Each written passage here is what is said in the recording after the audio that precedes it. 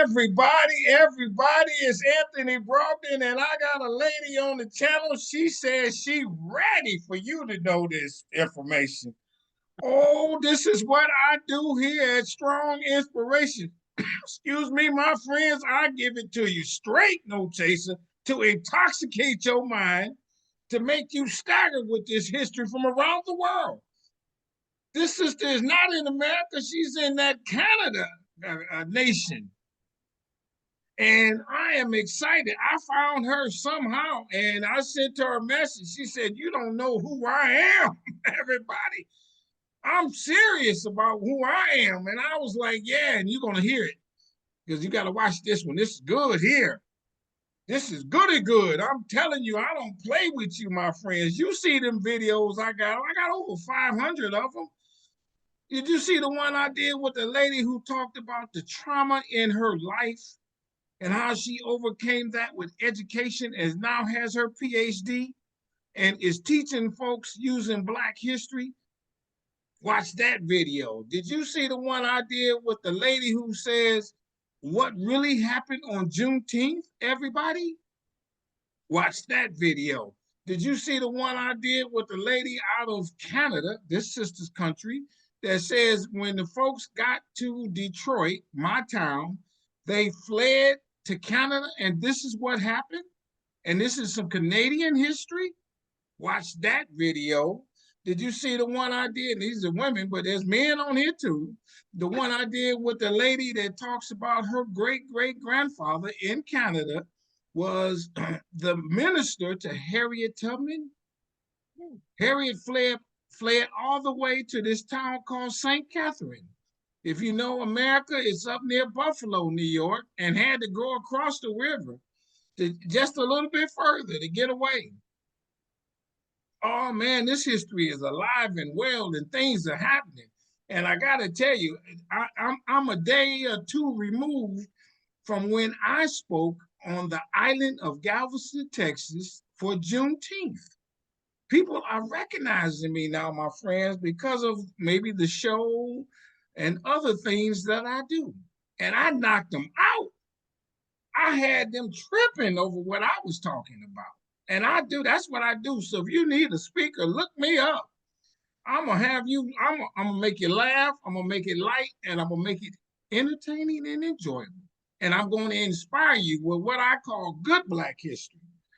And it comes from y'all know this. I did this documentary titled Business in the Black, The Rise of Black Business in America. It went to 40 cities here in America and to her country, Toronto, Canada. All right, that's one of the things I got. I got this book as a result of that movie. It's titled Black Business Book. It is good. And not just because I wrote it, but I had several people tell me that. There is nothing as comprehensive and easy to read as this book.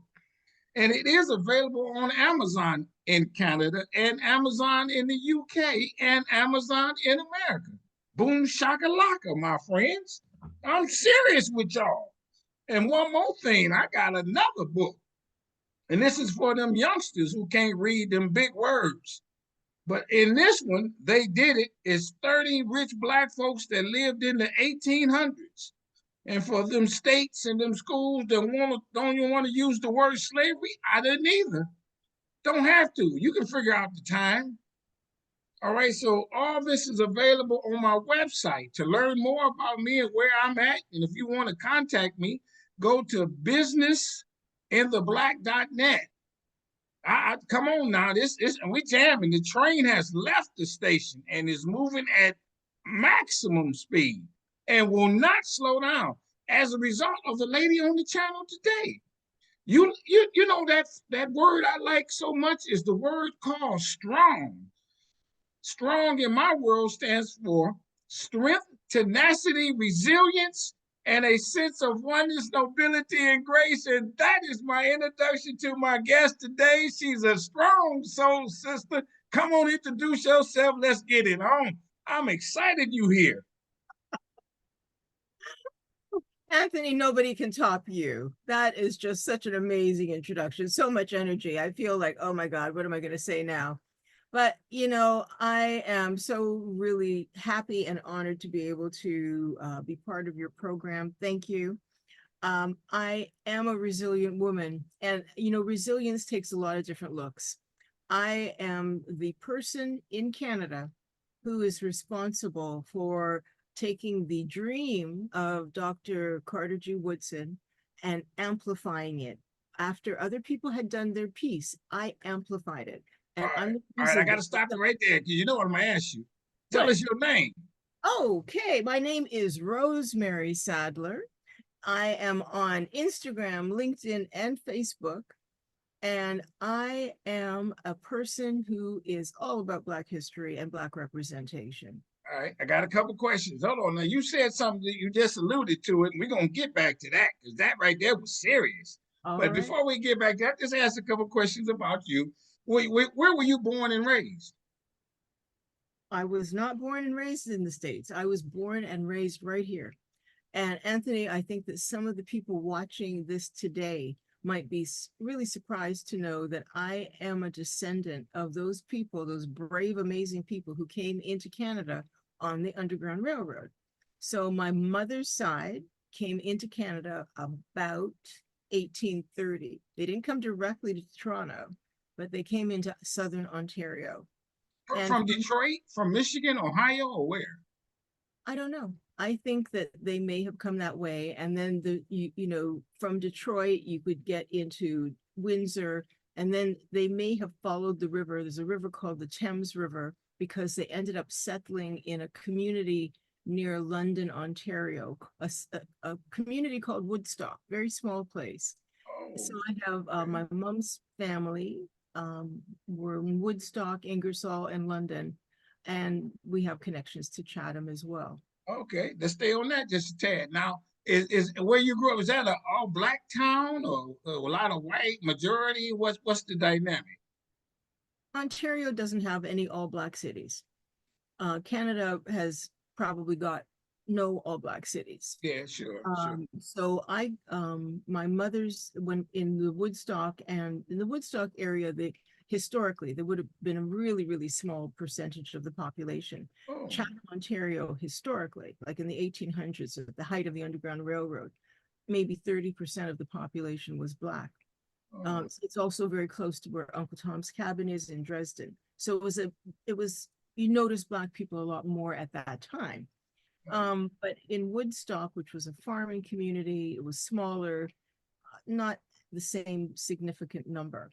Okay, But okay, where I get I grew up in Toronto, and you. the Toronto that I grew up in, we still didn't see much of each other. I Oh, grew up in a neighborhood where it was just me and my family. We were the only really? Black people. Okay, And but I want to go back to the Woodstock. Do you know some of that story though? Is that like a Buxton or a little Amherstburg where it was an underground railroad stop, and so there was 50 people in the same neighborhood, street, what have you? Is it that kind of dynamic? North Buxton was very unique. North Buxton was a planned and cared for settlement. People were brought as a group because they had been purchased as a group and made free as a group, and they were settled in North Buxton. They were Oh, given plots of land. They were given instructions about how they preferred to see development take place, even how far back from the road they could put their houses up. They should have flowers, that whole bit. So Buxton was very unique.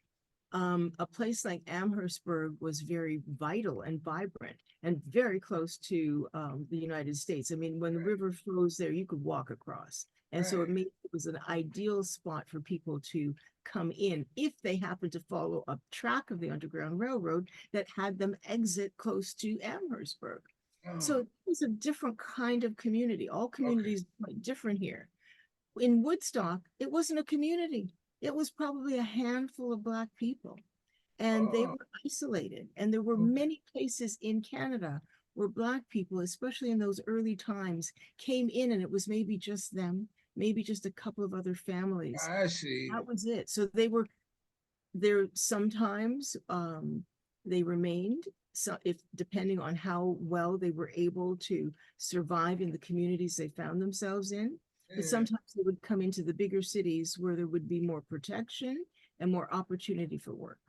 Okay, we're gonna. I did you on to something here, and I hope you. I don't mean no disrespect for this. Did you know you were black growing up in Woodstock, Oh, or and then I know Toronto was a shock for you. I just had a conversation before we spoke with a woman who was born in Togo, West Africa, and then her family went to a small community in France.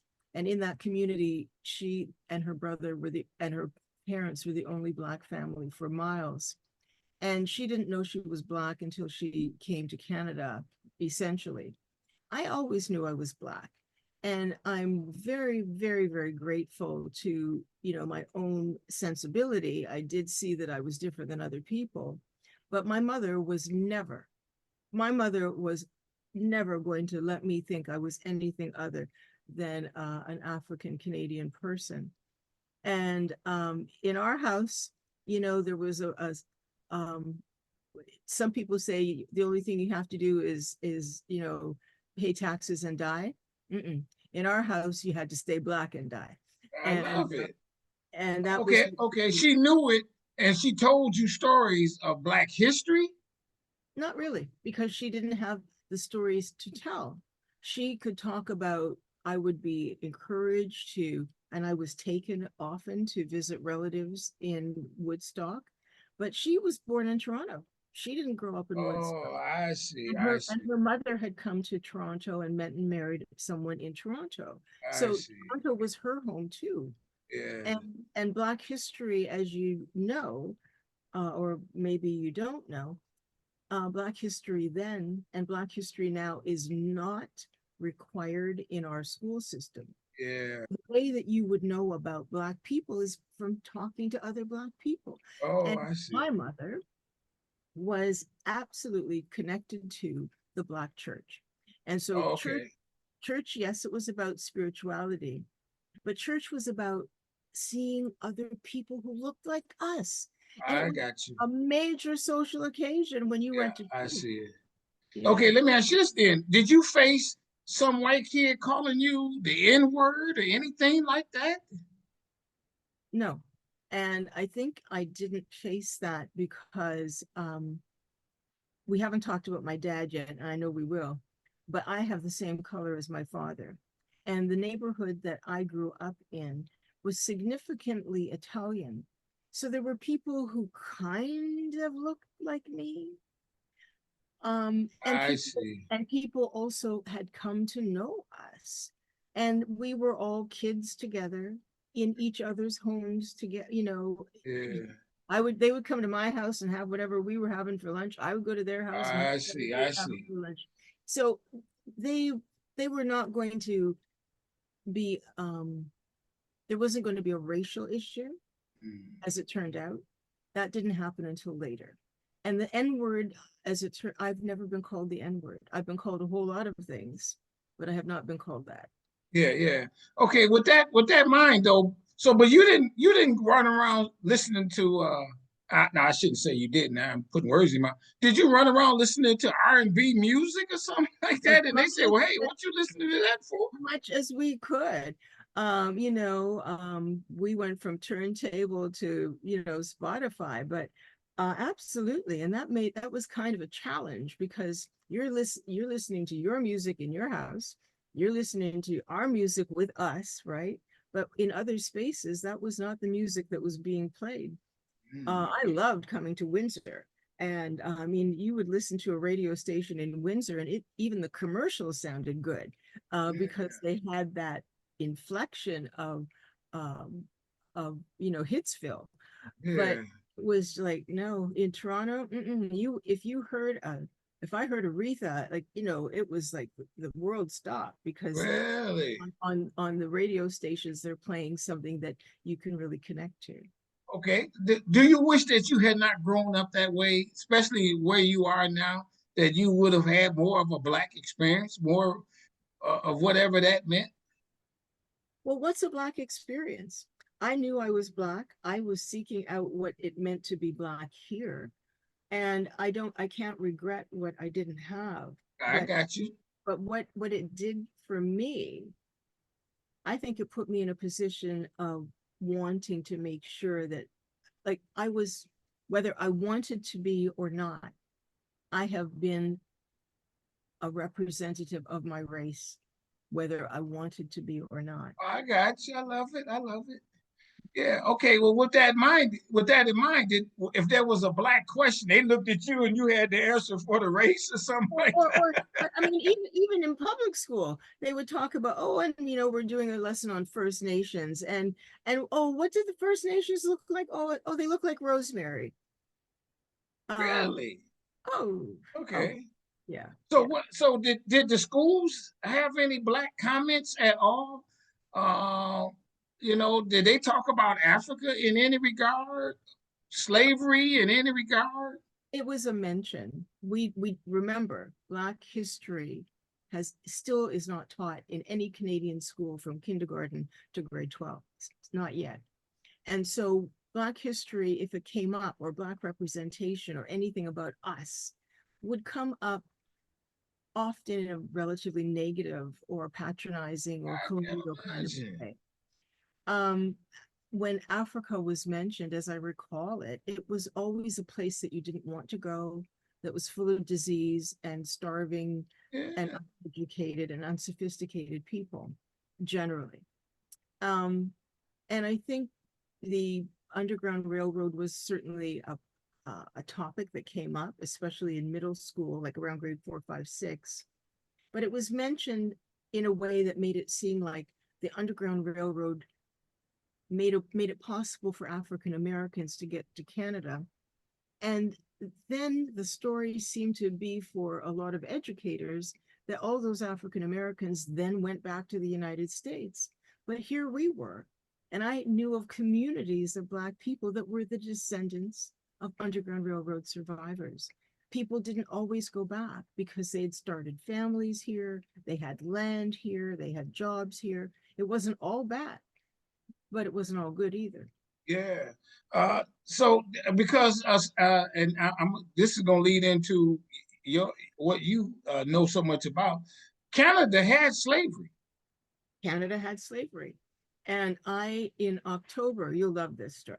In October, I went to Quebec City because I had nominated for National Historic Recognition in Canada the first African to be enslaved here. And the first named African, there were Africans in Canada in the 1400s and in the 1500s and the 1600s, and they helped to found the city of Chicago and Detroit. And They're the French. that's right, because the border was different, and it kind of was part of what we consider Canada-ish. But this person that I nominated, his name was Olivier Lejeune, Oliver the Young One. He was 8 years old. He was captured and came to the United States and ultimately was brought into New France or Quebec. He was allowed to attend the Catholic Church and be baptized, but he was never allowed to be free. And he made comments about that in his own time, about how even if he took, it would require him removing his skin in order to be free. He never had children, he never married, and he died relatively young. But he is Canada's first African slave that we have a name for. So I was Well, let me stop you there. And we figured that's at what time? What years is this? 1628. Okay, so that's just a little bit before, a little bit after they came to America, let's say. Well, Okay. because everybody was doing the same thing at the same time. And Yeah, slavery thing was really profitable. yeah, that's right. That's right. Yeah. So then because he never married and never had any kids, there's no descendants from him that we know of. But he Right. was the beginning of the wave of people bringing in their enslaved Africans. Okay. Let's stay on that note.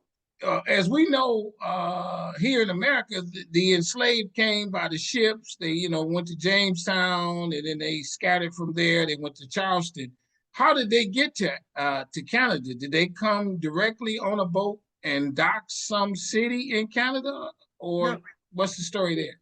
the majority of enslaved Africans to come into the lands we now call Canada arrived because they were brought in as with their owners.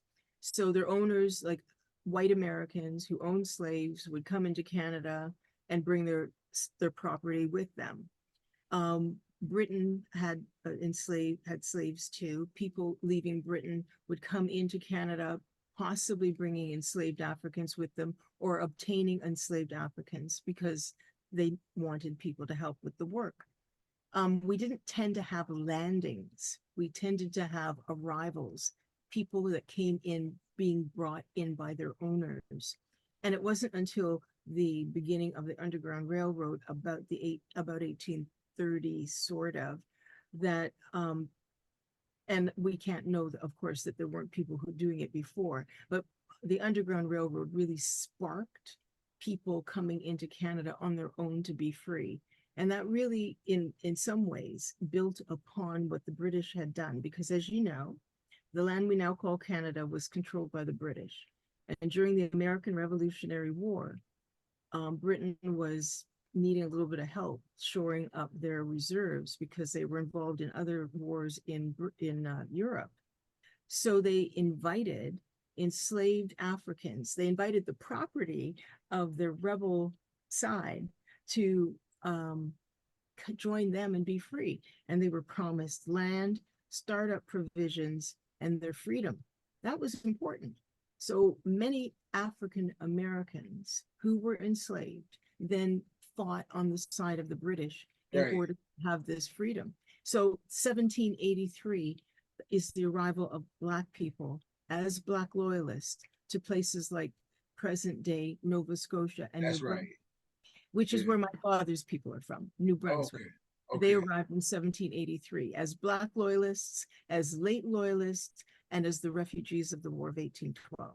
Oh, I got you. So yeah, and I've interviewed a lady who she's from Nova Scotia. She kind of tells that story. So when they talk about the transatlantic slave trade, they don't include Canada in that. Is that kind of what you're saying? It was involved because some of the ships that were used as part of the transatlantic slave trade were created from Canadian timber.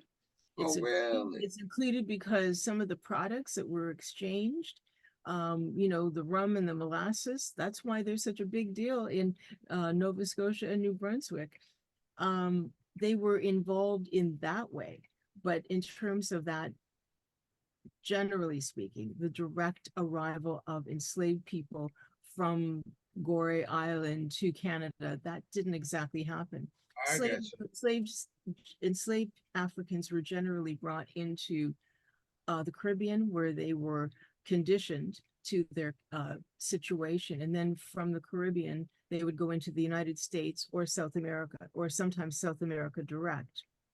So we also had the arrival of the Maroons who came in from Jamaica, but they were brought in as a group after they had been fighting, had resisted the British government for such a long time in Jamaica. And they were brought into Nova Scotia and required to build a fort there and a couple of important buildings. One of the things, and this is a question for you to correct me in this regard. One of the things that Canada didn't have the enslavement that we do here because they didn't have the farming and the weather conditions, the landscape. That had something to do. I mean, it wasn't like a planter community. Well, we didn't have large scale plantations like existed in the Deep South, where most of the slave population ended up in places like the Maritimes with their loyalist owners, or because they were refugees, like they were Black loyalists, or they ended up in Ontario. And part of it is, yes, we didn't have large scale farms, but part of it is also in Quebec, the land we now call Quebec. They had something called the seigneurial system, and it made the distribution of land very much connected to family, and it also provided very small plots. So there was little place for somebody coming into Quebec to find land unless they were part of that family. In Ontario, it was a bit more open, and there were places like the Queen's Bush, which was a large reserve of land, which is where my the Underground Railroad ancestors ended up, like, which included places like Woodstock. So and partly it's the expense. You can have a large farm, a large plantation, but you have to feed those people all winter, and it can be I got you. so what was more normal in terms of Canadian slave owning was to have one or two. Somebody that would take care of the horses and somebody that could take care of the domestic work.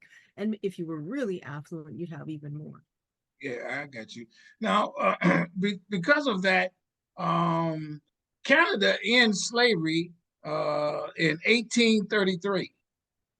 It was passed in July 1833, but it didn't go into effect until August 1st, 1834.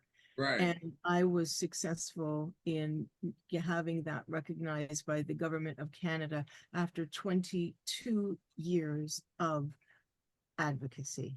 Okay, I got to take a sidebar here. You say you did. Who Yes. are you to do these things? What are you? I mean, you a politician or? Yeah, I should have did that from the beginning. But yeah, Well, who am who I? are you? Who do I think I am? Yeah, yeah, Yeah. right. Uh, Yeah. I'm my mother's child. That's who I am. And I have children of my own who were being harmed by our story not being told. And I'm the person who found herself as the president of the only provincial heritage organization in this country with a focus on Black history. And I, like Mr. Lewis, who got into good trouble, I'm good stubborn. I don't give up. So one day you found this organization? No, I came into the organization. I accidentally was on time for an AGM and became the president. I didn't plan on being the president. I was my third child was still nursing. So I got to the meeting early because I had to get home and feed him before he went to sleep. And they put me in as president. Um, but what I did have is that I really understood a lot about being a trustee for the community. I really understood that.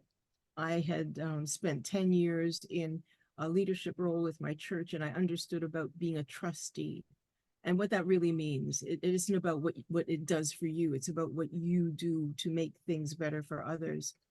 And I did everything I possibly could to brand that organization and amplify what its mandate was. And so in the process, that started me on a particular path. Okay, let's talk about the organization. The name of it is again, when was it founded? Who founded it? What's the premise of the organization? All right. I love this interview. We're all over. Yeah, yeah, yeah. I should have did this part first, but It's all people good. gonna watch you to this part and keep going. So we're Okay, good. it's all good. Um, the organization was called the Ontario Black History Society. It was founded in 1978 by Dr. Daniel G. Hill, Wilson O. Brooks, Lorraine Kazmarsky, Lorraine, um, I'm blanking on her last name right now, but a number of people. And it was the first such organization in the country. Within the first year of them being in operation, they were able to get a successfully petition the city of Toronto to have February as Black History Month, but within the city of Toronto. And it was like that until I became president in 1992. It was just with the city of Toronto. The organization exists to study, preserve, and promote Black history. But what the organization did not have was significant funding. It was very, very scant on the resources. By the time I was the president in 1992, 93, um, we were really getting very little money. And so it made some of the symbolic things that we could do take on even more importance because we couldn't do the tangible things. Although later I was able to have created the first viable feasibility study and business plan for a Museum of African Canadian History and Culture in this country. Okay, so these people started this organization because they're saying, "Hey, we're our Black people here. We need to learn the history." It's similar to, let's say, for example, here in America, Asala, if you're Yeah, familiar well, with that. it is a solid, but the Canadian side. Yeah, there And, you go. and Dr. Daniel G. Hill was an African American who had come into Canada because he married a white woman, and he needed to do that in order to live in peace. I So got you. when he was working on his master's degree, his thesis had to do with Black history, and he actually created one of the first books on African Canadian history called I the. got you. Okay. So now the organization does that. They have some events, a conference or something like that in the early days of people of like mind. And you're sitting there and you say, "Hey, I can do more with this," so to speak. Well, Okay. it was kind of, I wish I didn't come in with a strategy. Remember, wasn't planning to be the president. I was just on the board, and they put me in as president because I was on time for that meeting. So don't be on time. No, be on time. Always be Yeah, on time. your time. Yeah. But the what I found out, because there was a big change internally, which I won't go into, but Yeah. what I didn't know is that the the organization had to petition the city of Toronto every year to have Black History Month, because I wasn't in the office. I was able to do what I did Yeah. from home. And so we almost didn't have that petition in for 1994, because I became president in 1993. So I did everything to get that petition done. And then I thought, okay, this can never happen again to anyone. And I tried to secure it as a perpetual annual thing without the petition. And then I thought, this needs to go to the province, which is the state. And I was successful with the province of Ontario. Okay, Then let me stop you there. I'm loving this. I'm boosting you now. So then what you do is you go in front of the politicians and you sign, you submit the paperwork and you're standing there in your nice outfit saying, "Hey, this is what we gotta do." this Yeah, was, right? and then it happened with the province. Then I thought, no, there are Black people all over the place. My dad isn't just from Ontario, his people are from New Brunswick. So I started, well, number of things. I had already been doing Black history presentations, probably about 2000, interviews with TV, radio, whomever. Uh, things like this didn't exist. There was no social media then. Yes. Mhm. And just to raise awareness about why we should all have this wonderful thing called Black History Month. And I went to a number of federal politicians and was hearing nothing back from any of them. Because all of them are white. There are no Black politicians that you can kind of ally with, correct, right? There were a couple. There were a couple of Black ones. And so I went to the Black ones and I went to the white ones that I knew, went to the white ones I didn't know. And I was at a fundraiser for one of these MPs, a member of member of parliament. And I went up to her, which isn't what one should do, but I went up to her and asked her if she would please support this. And she consulted a lawyer who was also there. His name was Lloyd Perry. They went to another room and she spoke with him. And when she came out, she said she would. So after the 2000 presentations or so that I had done, and the interviews and the reaching out and the constant work, she agreed that she would take this to Ottawa. And she did. And it went through. But I was also feeding her office, and I'll give you her name in a minute. I was feeding her office with Black history information by fax. Yes, we had fax in those days. And Jean Augustine finally was able to get it through. And it was passed in December 1995. And in February 1996, it was the first celebration of February as Black History Month across Canada. And I was the only non-elected person on stage with the Prime Minister of Canada Wow. and our Black caucus. Yeah, yeah. Okay, you know I got to throw some shade on it. Did you worry about your life? Somebody gonna, you know how racists do, spring their heads up. We're gonna be mad at you for doing this. Um, I'm talking about both sides, blacks and whites. Maybe some black people. Hey, why you rocking the bowl? Did any of that come up? It absolutely came up. I didn't fear for my life in those moments. Um, I think it happened, and I was very. I mean, I know the white people I went to school with, and I know the black people that I grew up loving and sharing times with. So sometimes you have to choose your battles when you find conflict. You have to maybe let it go. Sometimes you have to confront it, but I wasn't going to back down. And there were times I would go into schools and I would have principals take me aside before they asked me to come there to do a Black history presentation, and then they would take me to a side before I would go in and ask me what I was going to say in front of the students, because they were concerned that we were going to say things that would upset or incite their Yeah, students. sure, sure. There was not, I mean, we were just going to tell the truth. We were just talking about history. Now, am I naive enough to think it's just about history? No, because Black history for me is not just about you should know these dates and these people. Black history is about representation. Black history is about anti-Black racism at the most seminal form. But you can't, you have to get your toe in the door in some way. So let us work with Black history and expand it as we go along. Yeah. Okay, let me ask you this. So when you went in those early days before it became the month, what have you, what kind of things would you tell them? And Um, and what would they be worried about that you would say?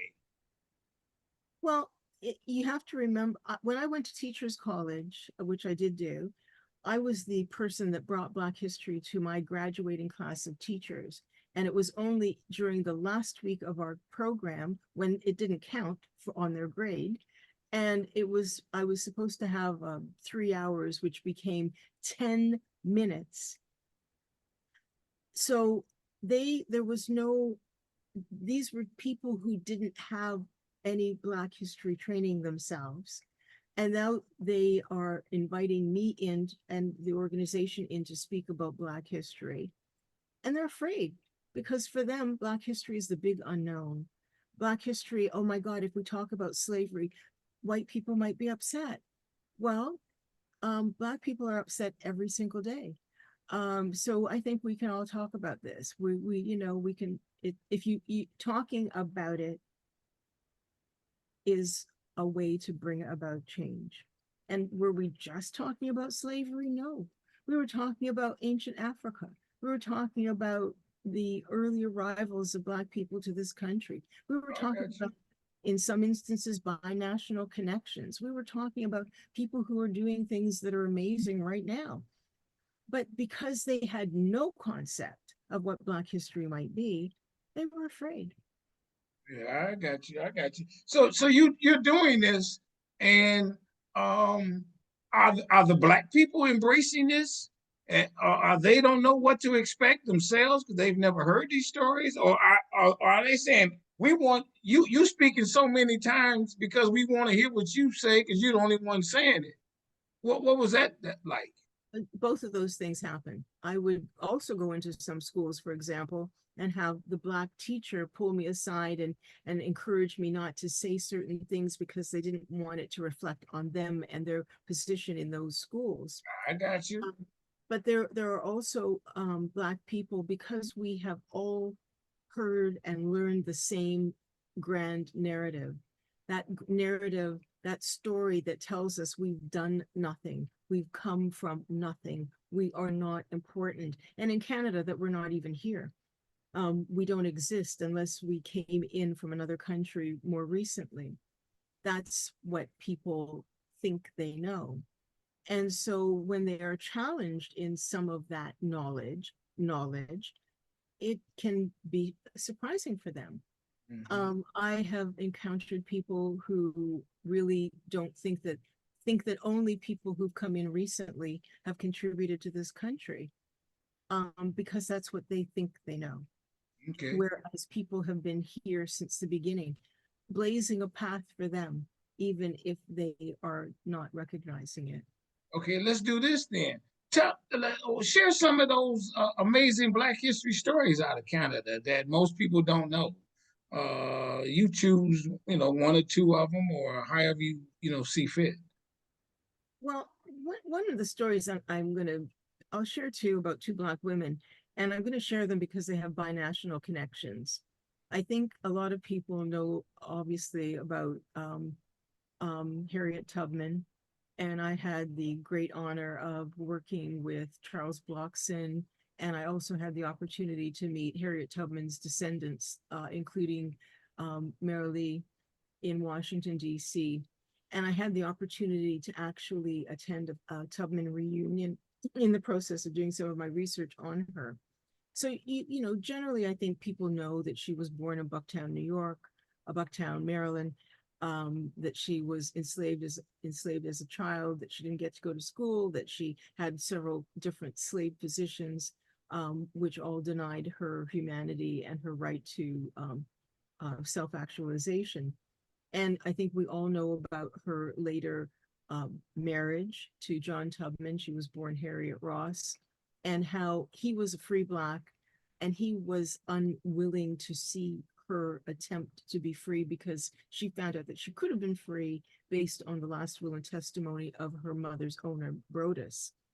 So when she discovered that, it made her even more intent on making herself free and ultimately making other people free too. So she wanted to escape with John, but he was unwilling to go with her. And she knew that if he found out about her plans, he would call her out. So she ultimately tried to escape with her brothers. They went back a different number of times. She finally made her way to Philadelphia, got connected to the abolitionist community there, including people like William Still, doing well, living in freedom, but not satisfied, went back, started bringing people out. And then she realized with the change in the laws that she could no longer be safe in the northern free states.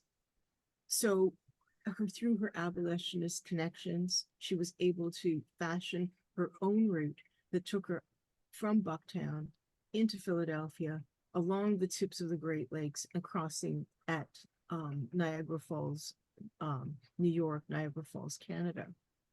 So when Harriet Tubman came into Canada, that she, depending on which source you want to believe, 11 of her possible 19 rescue missions were started and ended from St. Catharines, Ontario.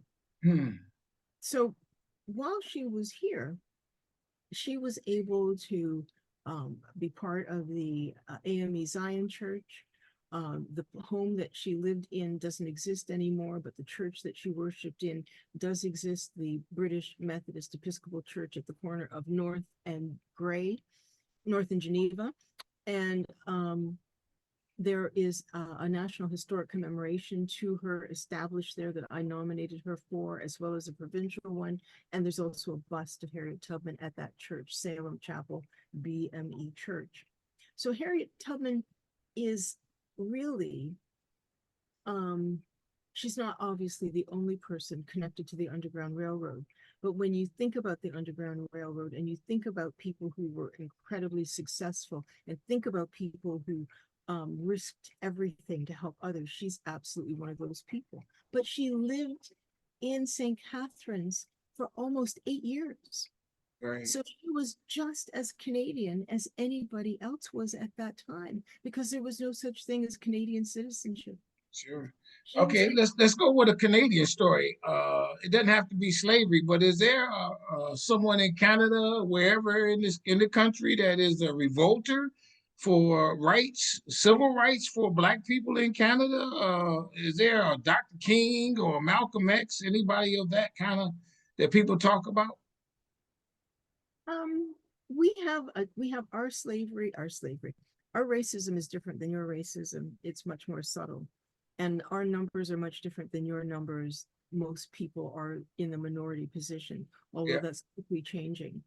So I guess one person that I would mention, because it took me 10 years to have a bust of him created and established in our seat of government in the Ontario legislature, the state legislature, is a man by the name of Lincoln Macaulay Alexander. And he was a Black man, had born in Toronto, born in downtown Toronto, went to school here. When he was a teenager, his parents' marriage broke up and he ended up in New York City with some relatives of his mother for a while. But he came back. World War II breaks out. He enlists. And when he comes back, he goes to law school after spending a period of time working, doing manual labor in a large uh, company in the Hamilton, Ontario area. He becomes a lawyer, creates the first multicultural law practice, and then he decides he's going to run for in politics. He becomes a member for Hamilton, and he is credited with in in his essence, in his being, in a number of different situations, advocating for African Canadian rights and freedoms. And he is the only Black person in this country, and I worked on that, to have a national, a provincial, and a national day in his honor, which Is that right? takes place in January, around the same time as Martin Luther King Jr. Is did. that right? Oh, man, beautiful. Some more. I got some more for you. What about is there an NAACP in Canada? There was. It was called the National Black Coalition of Canada, and it was started by a number of people, including a social worker by the name of Wilson Head, who was an African American who had come into Canada, maybe as a draft dodger, I'm not sure, but definitely to study and to work here. Um, the problem with the NBCC is that our Canada's a big country, just like the United States is. We're the same width as you all are. But our significant population of Black people tended to be in Toronto. At one point, up until very recently, half of all Black people in Canada lived in Toronto. Okay. And so when they, in the efforts to try and make this a national organization, you have other issues about travel, transportation, funding, which was probably non-existent. People who lived in Vancouver, in Calgary, in Edmonton, um, pockets of people when critical mass was really here.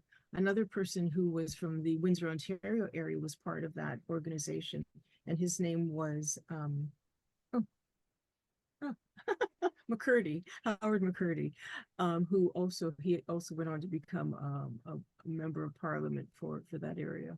Yeah. Okay. Now, let me ask you this: what's like for a Black person today? Are there Black millionaires in Canada? Certainly, Is yeah. is there a Black person who can go from to the highest college and get accepted? Is racism holding Black people back? Like in America, so on and so forth. I, What's that status? okay, let me answer it this way. Um, for years, many of the professional schools and trade unions didn't even let Black people in. And then after a while, magically, only two people would ever be admitted to professional schools. How did they manage to always keep it at two when there would be so many people that would be applying? And certainly historically, there were Black women from my church that I heard about who had to go to the United States to get their training before they could come back here and find work. Even the person who's on our $10 bill, Viola Desmond, she had to do that too. Go to the States to get She's a training. Black person on the $10 bill. Black person before Harriet Tubman. She's still not on your bill. Yeah, right, right. Viola Desmond is on our $10 bill, and she's on the $10 bill because, and I should just quickly tell you that story. Viola Desmond, beauty business in Nova Scotia. She was doing well, got more training, couldn't get training in a white place, so she went to the States, got her training. She created her own line of cosmetics as well. And she went on a business trip from where she lived in Halifax, lived with her husband, to she went on she was selling her products out of the car, and she went to a place called New Glasgow. And at the time, that would have taken her, like, it was more than a day trip. But she developed car trouble. So her car was being fixed. She went into the theater, left her glasses on the dash of her car, couldn't see the show. So she made a point of sitting in the front row or close to the front. She got tapped on the shoulder. They said, no, you can't sit here. Um, and she said, well, I'll buy it. You didn't pay for this. We sold you a ticket for the balcony. She offered them the money for the ticket. They wouldn't take her money. She went back in and sat down, watched the show. She was dragged out by a police officer, hurt her hip, hurt her knee, put in jail overnight. This is in the 1940s, of course. Put in jail overnight. And the next day, what was she arrested for? She was arrested for defrauding the government of Nova Scotia, the tax difference between a ground floor and a balcony seat. And the amount was 1 cent. So it wasn't about the money. It was about racist practices that were not a formal part of the law, but they were an absolute part of the practice. And so the fact that she ends up on our $10 bill, yeah, I That's love it. huge. Yeah, that's huge.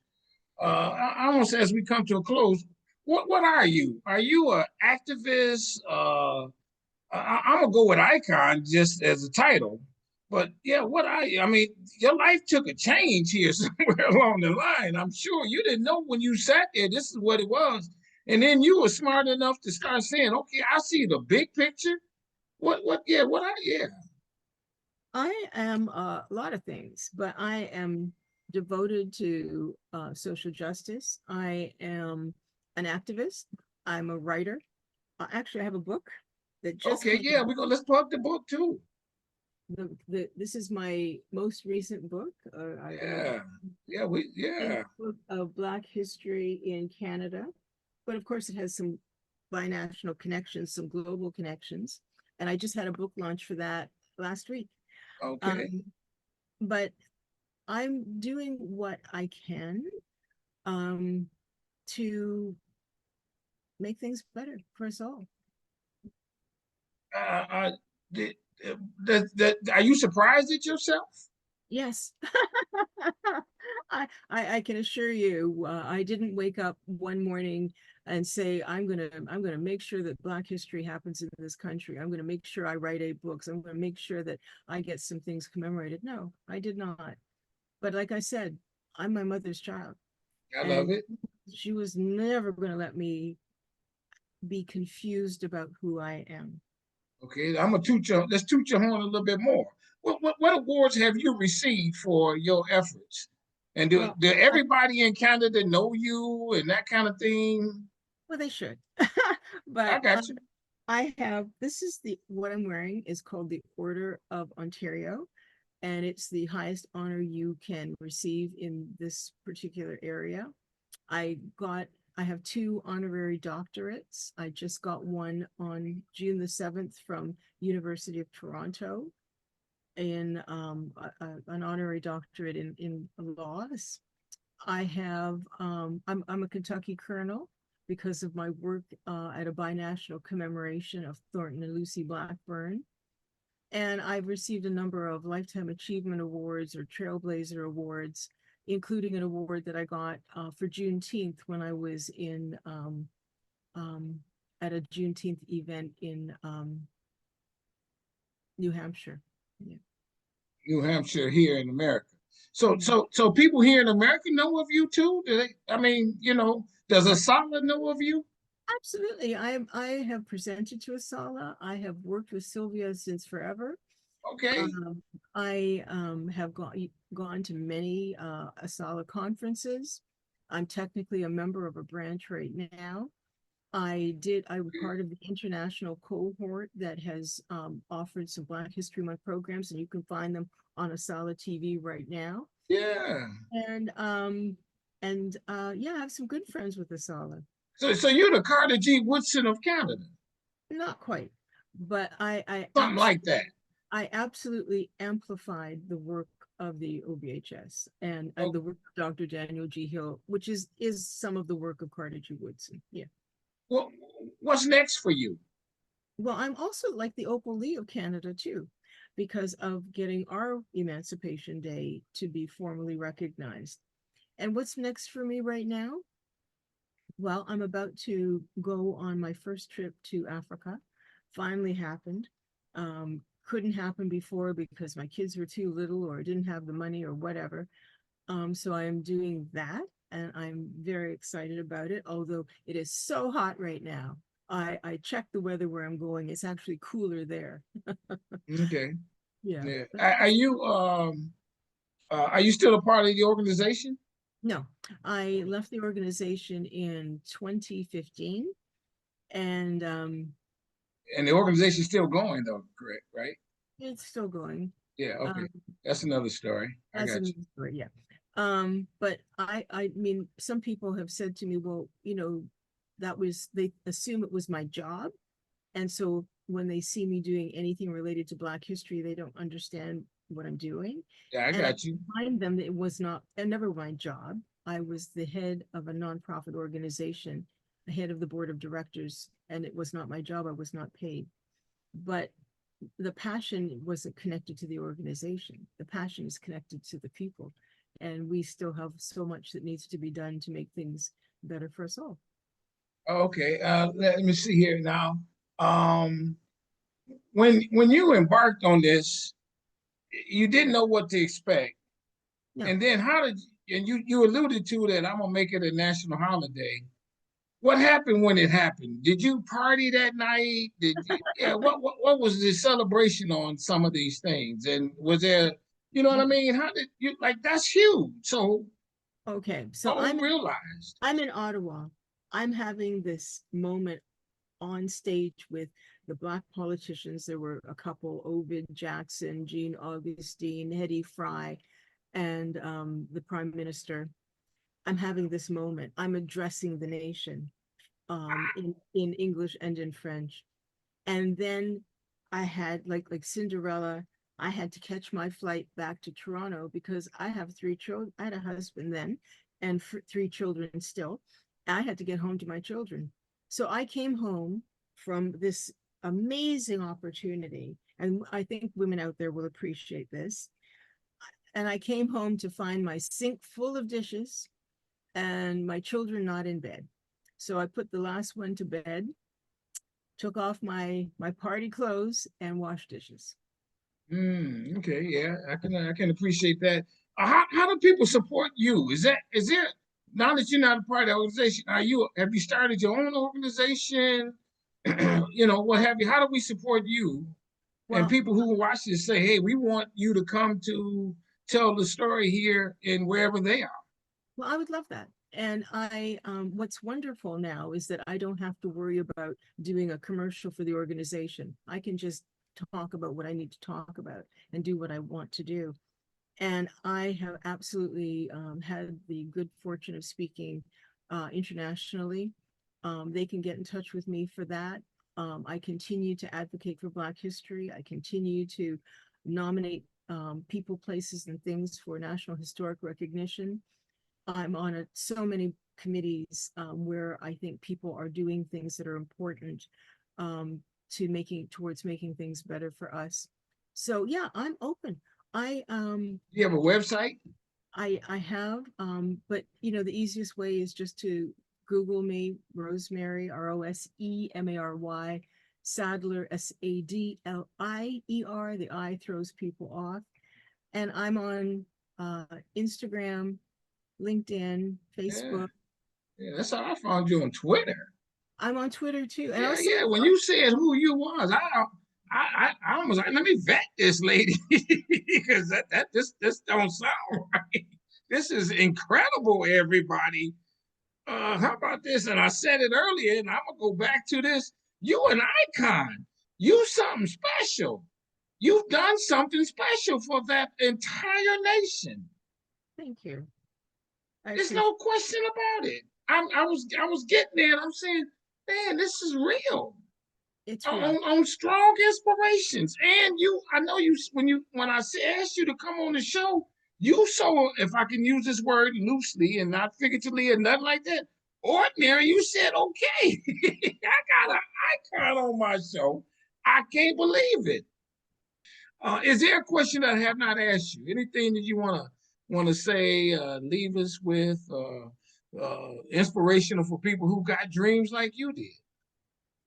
Well, if you don't see it, you have to create it. If it's something that's important to you, you have to take action and address it. And I think sometimes people think that people think that someone else is going to do it, and so they don't. And I never took that position because I knew no one else was doing it. And if you want to see change, you have to be that change. Yeah, that's it right there. And God carries you through this too. He has. I'm very lucky. I'm blessed. Yes, no question about it. Oh my God. Everybody, it's Anthony Brogdon here, Strong Inspirations. And do you see what I'm talking about with this lady on the show? It's incredible. And we're gonna, oh man, this is good. It dawned on me. And so this is what we do. Hit the subscribe button. It's free. It don't ask no questions. It just let me know you like me. Hit the like button on this video because there is no love button. But I know you got to love it because I love it. I'm a better person today than I was an hour ago as a result of hearing this story. Thank It you. moved me. I got more work. And then I hit the notifications bell for when the videos come up. There's a new video almost every week, something like that. It's rare that I find somebody like this lady, but there are others. All of them are great. That's the question. That's for sure. And then I tell somebody about strong inspirations. And to you, my sister, and I mean this. I'm telling you, I mean this wholeheartedly. I want you to stay strong, stay safe, stay on your grind. I love what you've become. I love what you've done. I love how you gave your life for strangers. You ain't know all them people that you've affected. Some of them didn't even have nice things to say about you. You did it anyway. You I know how do. that goes. We all know that. Why you doing that? What's up with that? Oh man, it's for you. And if you don't get it, tell somebody else. But don't say nothing bad about the effort. I'm on the side of right, and you are, and were, and will continue to do. Keep fighting your fight. We're gonna do something with your book here in America. Let people know about it. I'd love that. And Yeah, I love travel. I can pack in 5 minutes. there you go. All right. Thank you so much. Yeah, you know some French. I do. Yeah, let's say you close us out with some words in French. I like that when people do them Okay. different languages. Bonjour tout le monde. Je m'appelle Rosemary Sadler et je suis vraiment fière d'être ici. Hey, whatever she said was good. I I said don't care what. I'm really proud to be here. That's good stuff. Thank you so very much for coming on the show. We'll talk soon. Okay. Bye Thank you. bye.